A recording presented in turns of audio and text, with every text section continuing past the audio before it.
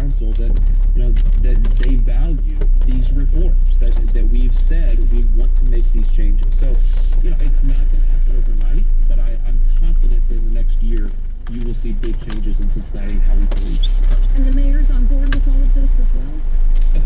I'm not sure, but as I said, we have a super majority, and so we can override any veto that we have.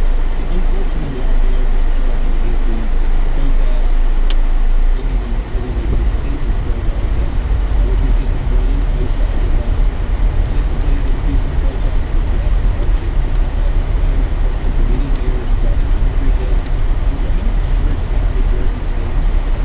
I am sure that the Supermarket Majority Council wants to see real changes. Garcia News for Cincinnati Citizen Press.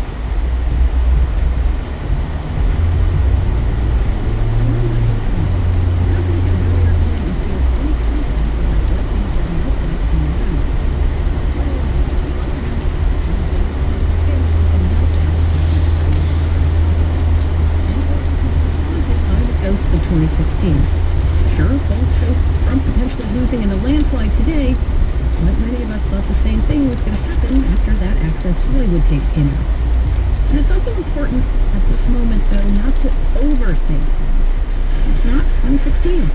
We're in the depths of a once-in-a-generation health crisis, and the person in charge, President Trump, is getting failing grades from the public on his handling of this crisis. Meanwhile, the more he leans into racial and social grievance, the more disconnected he gets from the swing voters he needs to win over. Can things change? Of course. And there's every reason to believe that a lot of the voters who are currently on the fence come back to Trump in the fall. But we also know that the one thing that's not going to change is the president. He's not interested in changing his approach or his focus. And politics is all about meeting the moment. In 2016, the moment was ripe for an outsider disruptor. This year, voters want something more steady and stable. Quick shout out to the crew. Our senior producer is Amber Hall. Patricia Yacob is our associate producer. Dina Sadamayed is our digital editor this week. David Gable is our executive assistant. Jake Cowett is our editor and sound designer. And at WNYC Studios are Debbie Daughtry, our board op, and Vince Fairchild, our director and broadcast engineer. Our executive producer is Lee Hill. Call us anytime at 877-8-MY-TAKE or send us a tweet. I'm at Amy E. Walter. The show is at The Takeaway. And Dina's back on Monday. I'll see you next week. Thanks so much for listening. This is Politics with Amy Walter on The Takeaway.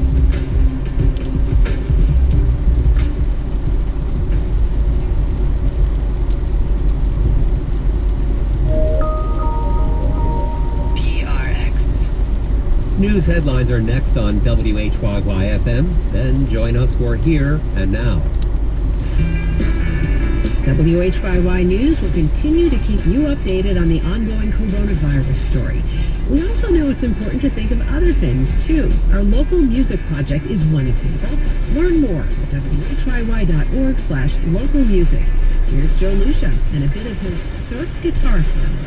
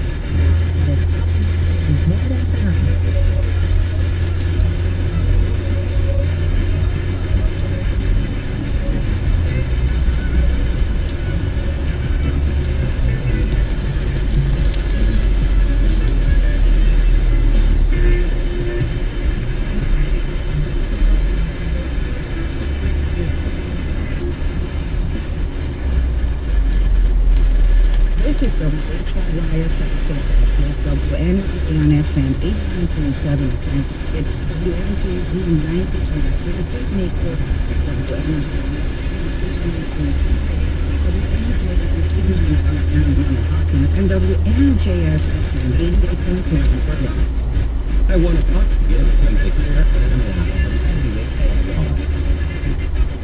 Funding for Here and Now comes from Macworld, created by Lab and Simulator Software, accelerating the pace of engineering and science.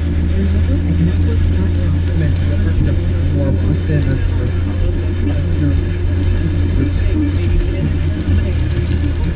U.S. coronavirus cases hit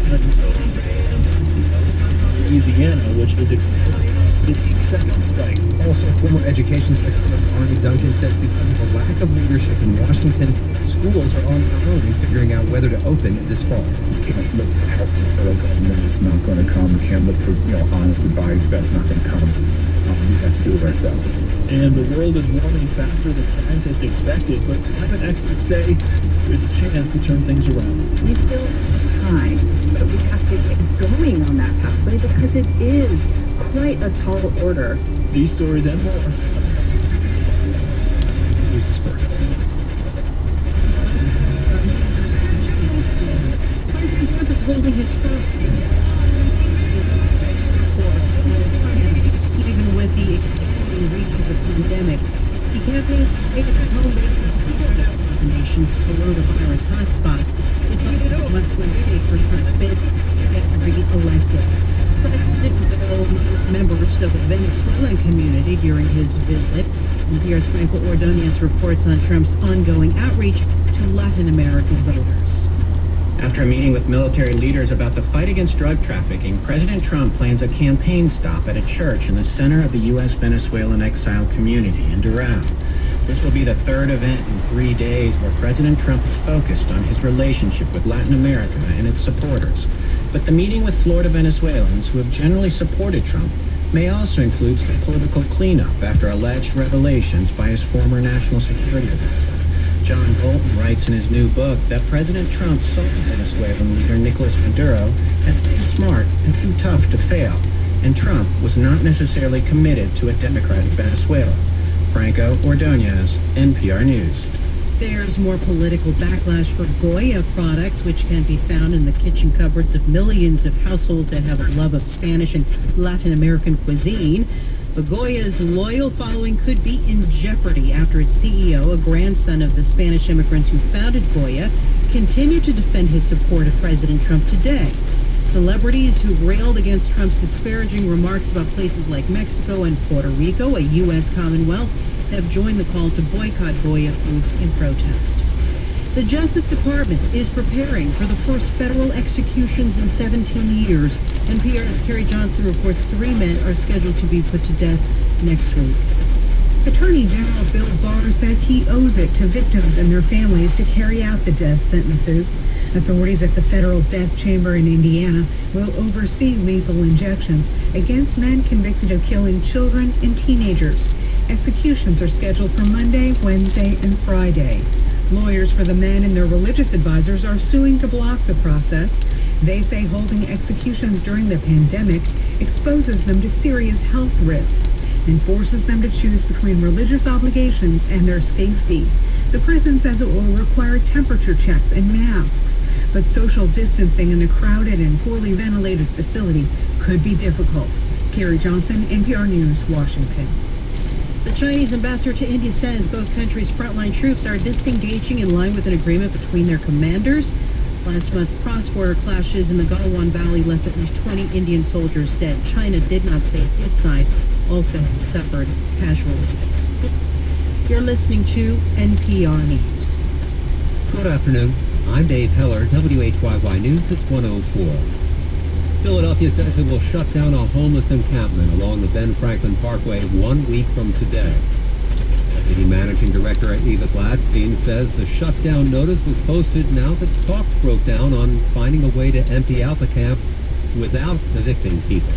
We were hopeful that we had a framework for an agreement last week, but we've heard from representatives of the encampment this week that they do not wish to continue to talk to us with regard to that framework. We're certainly very disappointed about the outcome. The city is still planning how to remove people from the encampment if they refuse to leave. Delaware State University reaches an historic agreement to acquire Wesley College, a private school in Dover that has struggled financially in recent years. Details from WHYY's Mark Eichmann.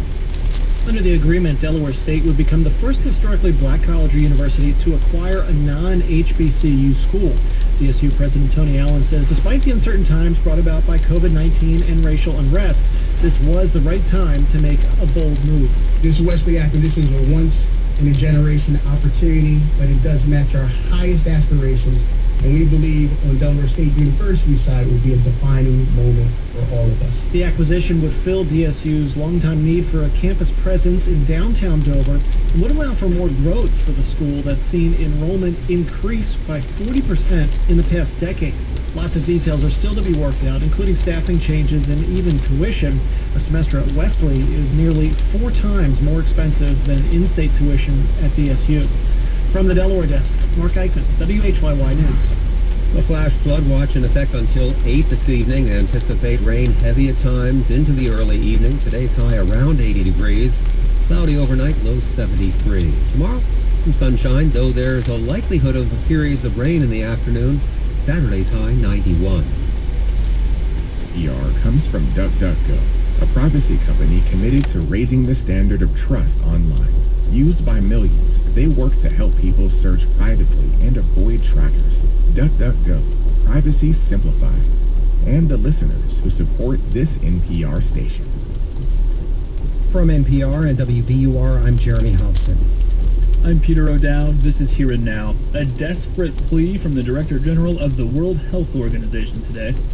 Make no mistake, the greatest threat we face now is not the virus itself.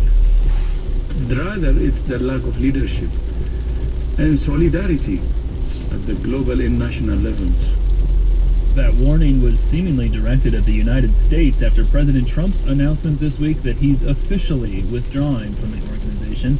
He did that even as the U.S. sets new records. Yesterday, 60,000 new COVID-19 cases were reported in the U.S., its 6th daily record in 10 days. And when you compare that to other countries, Italy had 214 new cases yesterday, Mexico about 7,000, Pakistan 3,300, Japan 197.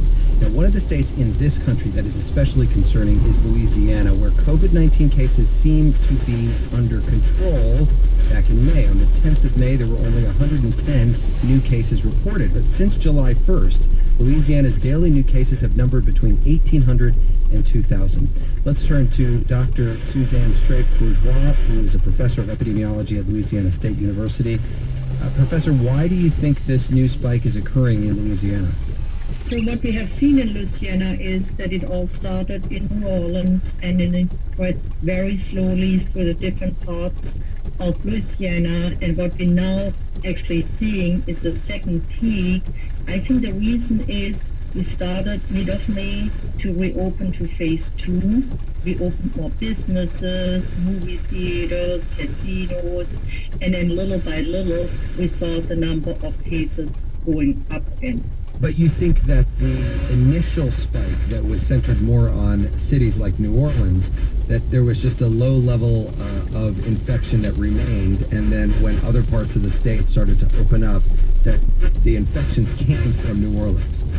Well, it could have come from any parts. It could have come from Texas or Florida, because when we entered in phase 2, people were more likely to travel, to go to places and other things. But in the first spike, you also had a total lockdown.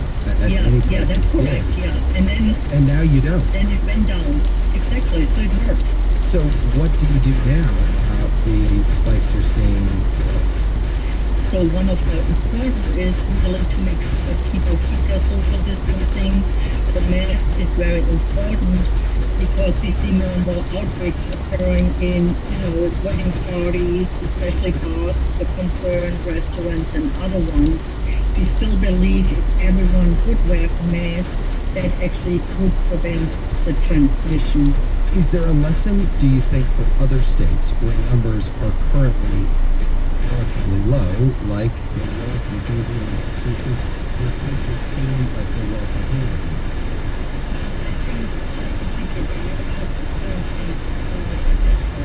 Make sure that people still try to social distancing, wearing masks, and washing their hands. Let me ask you about a couple of other things. Late yesterday, the World Health Organization expanded its coronavirus guidance to include airborne transmission, saying the virus can be spread by tiny droplets in the air, which would explain some outbreaks in restaurants, nightclubs, places where people are singing. Is this something new, or did we already know this? So we didn't know it for COVID-19. but there was really mounting evidence that it's not only droplet transmission, which are the bigger droplets, and therefore we really said, if you keep 6 feet apart, these droplets would fall on the ground, and therefore you could not infect anyone. But what there seems to be more evidence is that there is a possibility, as you said, with tiny, tiny droplets stay in the air much longer, and that's the problem, especially in very congregate settings like bars, very crowded, and then you put on top of it a very poor ventilation, and then you have the potential that you can infect people. Dr. Shaffer-Bourgeois, I just want to bring you back to sort of where we started with this, which is when you look at the cases in the United States, setting records, tens of thousands of people every day, and then you look at a place like Italy, which had such a terrible outbreak early on and just had 214 new cases yesterday. When are we going to be able to get to that point where we've really got the virus under control in your view? So my concern is that it might take us quite a while. We have a couple of other issues going on. We have testing delays, that people actually don't